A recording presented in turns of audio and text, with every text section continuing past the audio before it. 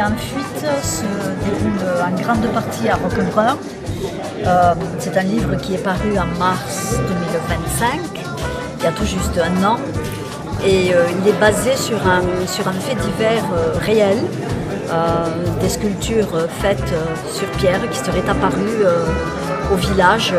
Je disais, c'est entre le roman et la nouvelle, dans la mesure où il y a une nouvelle principale, qui est une métaphore de la vie. Donc le personnage principal monte une colline. Au sommet de cette colline, il y a une chapelle avec des vitraux. Et à partir de chaque vitrail, elle associe une histoire. Et chaque histoire se passe dans un moment et un lieu différent. Donc c'est 22 petites nouvelles instants qui correspondent chacune à un vitrail, à un titre d'un vitrail, la Sainte Seine, et qui sont des histoires profanes. Il y en a qui se déroulent pendant la guerre, une autre, deux ou trois dans les années 60. Il y a plusieurs époques. Il y a des choses qui restent très contemporaines aussi. Et enfin, deuxième dimension donc, qui est plutôt des métaphores, des symboles, et une troisième dimension qui est philosophique. Alors bonjour, Julie Reguenas. Je suis ici au Salon de décembre pour présenter mon tout premier roman qui a déjà fêté son premier anniversaire, qui raconte l'histoire de deux jeunes filles qui deviennent des femmes en Italie du Nord au début du XXe siècle. La peinture, elle représente c'est une réinterprétation de tableaux de maître connus. Storia di Vesano. Trois. C'est le troisième. C'est le premier, le deuxième. C'est le troisième.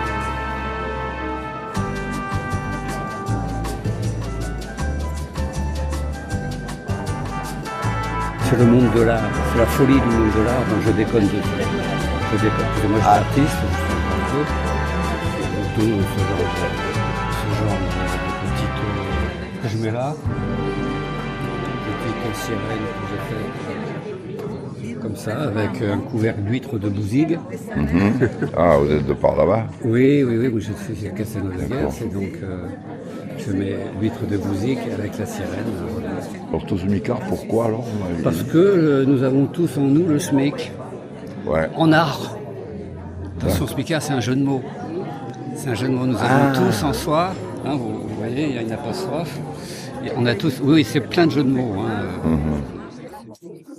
Steward, chef de cabine. Ah, mais vous avez été steward chez vous? Pendant 20 ans. D'accord. Donc, alors, vous êtes reconverti pour raconter votre vie, quoi, non? Voilà, ça c'est entre 1970 et 1992. D'accord. Alors l'autre, c'est après, on m'a dit, c'est bien, mais il faudrait raconter ce qui s'est passé avant 70 et après 92. Voilà. Alors, ouais, je croyais que ça va intéresser lui. Ah, il m'a dit oui, parce que les gens qui sont nés en 44, quand même, ils ont des souvenirs, et puis bon. Alors, voilà. Alors, j'ai raconté depuis 44 jusqu'en 70. En 70, il y a ce livre-là, et après, de 92. Le dernier livre, c'est l'histoire des écoles. Ah oui, oui. Il y a 2 volumes. Le troisième, je ne l'ai jamais publié, compte tenu que ces 2, je n'ai pas réussi à les vendre. Ah. Ta petite fille.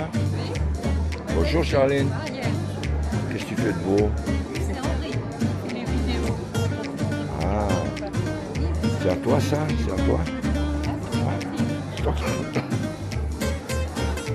Ça va Elise? Oh, je vais arriver à me soigner.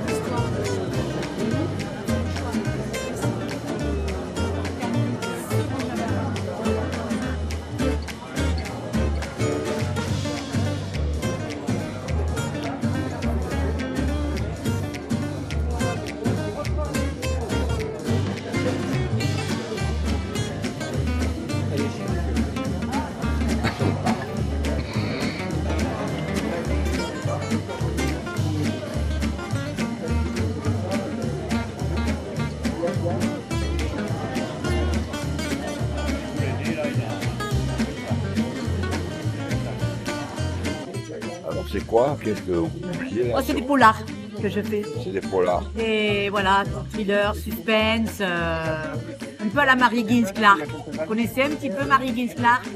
Pas trop? Ben, c'est des histoires voilà, où il y a des suspens, on ne sait pas, il y a des meurtres et on ne sait pas qui est le meurtrier. Jusqu'à la fin, vous savez, jusqu'à la fin, faut essayer de deviner dans le film, voilà, un peu des polars qu'il y a. Jusqu'à la fin, vraiment, c'est un bon petit thriller, ça. Voilà. Ouais. C'est des romans. C'est mon dernier, c'est mon tocard. J'ai un article écrit 35 pour nous, parce qu'il avait beaucoup édité.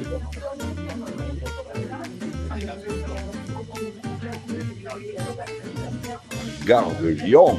Donc là, c'est une petite pièce de théâtre. Et donc ça se passe dans la salle des pas perdus dans le gare de Lyon.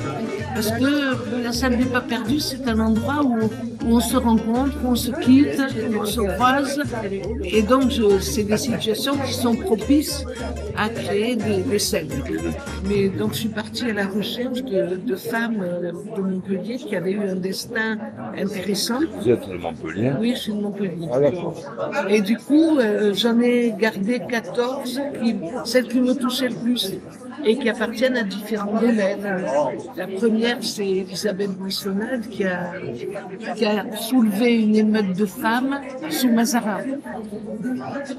Et puis la dernière, c'est la femme qu'aimait André Malraux. Après, je traverse les siècles comme ça, avec dans des domaines différents, la résistance, la médecine, l'écriture. Et chaque fois, on a une femme extraordinaire. Lucie Février, c'est une femme que personne ne connaît. C'est pourtant elle qui a organisé le départ de l'Exodus de Sète. Donc effectivement, on apprend sur la région, parce que finalement, c'est pas seulement la vie des femmes, c'est aussi cet univers dans lequel elles ont évolué. Donc c'est en même temps la région et parfois ça touche l'histoire de France. Par exemple, l'Exodus, il est parti de Sète, c'est parce que le maire de Sète était en même temps ministre. Et donc il avait énormément de pouvoir pour arriver à l'organiser. Donc en tant qu'association, je dirais du patrimoine, notre travail se base sur 3 piliers principaux qu'on a appelés préservation, promotion et transmission. Donc des informations qu'on a trouvées. Et je voulais faire un petit peu le lien aujourd'hui avec ce salon du livre qui est dédié, je dirais, aux romans policiers. Donc en disant que la recherche historique, elle peut s'apparenter à une enquête policière. On a traité du blason de Bessan, Bessan avec cœur. Et Bessan avec cœur, tout simplement parce que nous avons un lien à Bessan avec Jacques Coeur. Charles VII qui charge Jean Dauvé, le procureur général, de recenser l'ensemble des biens de Jacques Coeur. Jean Dauvé va sortir un écrit qui va être publié par Mémoire Doc en 2010, et c'est ce qui nous a permis d'avoir le fait d'enquête pour démarrer et savoir que les biens qu'avait acquis Jacques Coeur sur les territoires de Bessan, de Vias et de Touroule se sont élevés à la revente, donc à 4200 écus. 1 250 000 €. Bon, eh bien, bonsoir à tous. Je m'appelle Claudine Lazo, je suis narbonnaise. Je vais vous lire mon dernier roman. Combien de fois faudra-t-il que je te tue? Donc il y a un petit rapport de force entre le commissaire et le serial killer. Donc vous ne saurez que jusqu'à la fin si c'est un homme ou une dame. Voilà. Donc je vais vous en lire le départ. Vous êtes là? Je sens votre présence. Qui que vous soyez, que m'avez-vous fait? Mes yeux me brûlent, je ne vois plus rien. J'ai soif, donnez-moi à boire. Bon sang, répondez-moi, j'ai mal, je souffre. La victime pleure, suffoque.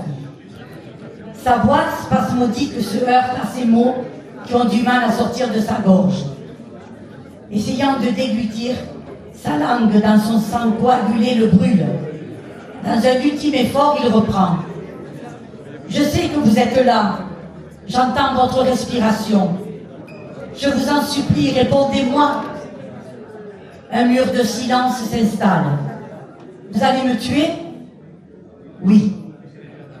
Putain, je veux pas mourir ici, je veux pas crever. C'est inévitable. La voix de l'homme se fait plus faible. Ses forces le lâchent. Il pleure tout doucement. Puis il reprend.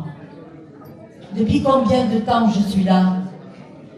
La voix modifiée du serial killer, une voix mi-homme, mi-femme, railleuse, grave, impersonnelle, mais très directe, lui répond. Quelques mois.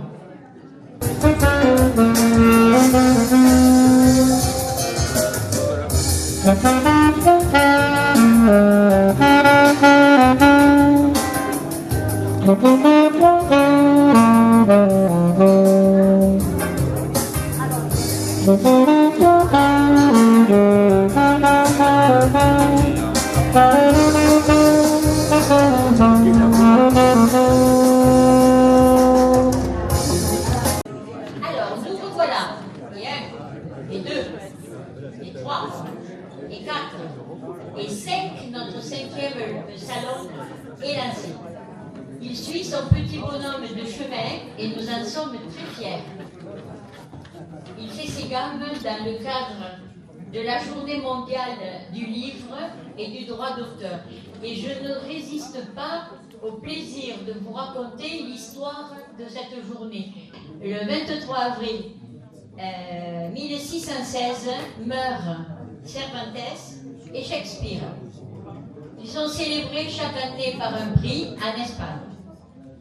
Chaque 23 avril, le jour de la Saint Jordi, pour tout achat d'un livre, on vous offre une rose. En 1995, l'UNESCO, branche de l'ONU, s'empare de cette idée et la développe au niveau mondial. Alors on parle de ce cru 2026, 16 autrices et 20 auteurs. Peut-être que 20 et 16, ça fait 36. Alors c'est une parfaite répartition quand même. Bon, 6 d'entre vous sont fidèles parmi les fidèles, puisque présents depuis 5 salons, Aurore, Fernandez, Fabrice, Ross, Jimmy, Babarde, et nos 3 Bessanais, Michel Samateri, Michel Parra, la guide, sur 36 je veux dire. Il y en a 12 nouveaux dans les auteurs et autrices. Comme vous l'avez vu dans nos différents envois, cette année on était le focus sur le roman policier. Le premier policier a été écrit par Charles Barbara. Non, oui, c'est L'assassin du Pont Rouge. Et Conan Doyle assure la popularité du roman policier avec son fameux Sherlock Holmes. Il y en a qui suivent, très bien. Après, on a eu Agatha Christie avec son ex le Poirot. Et puis Maigret, Simenon avec Maigret. C'est le genre littéraire le plus vendu au monde. Un merci à un premier lieu à vous, les auteurs, les autrices, de nous faire confiance. Vous assurez la continuité du salon et vous êtes nos meilleurs ambassadeurs. Et cette année encore. En tout cas, c'est une joie de vous retrouver chaque année pour la plupart. C'est vraiment un plaisir. Nous excusons Monsieur le maire, il est retenu par ailleurs et nous envoie tous ses encouragements.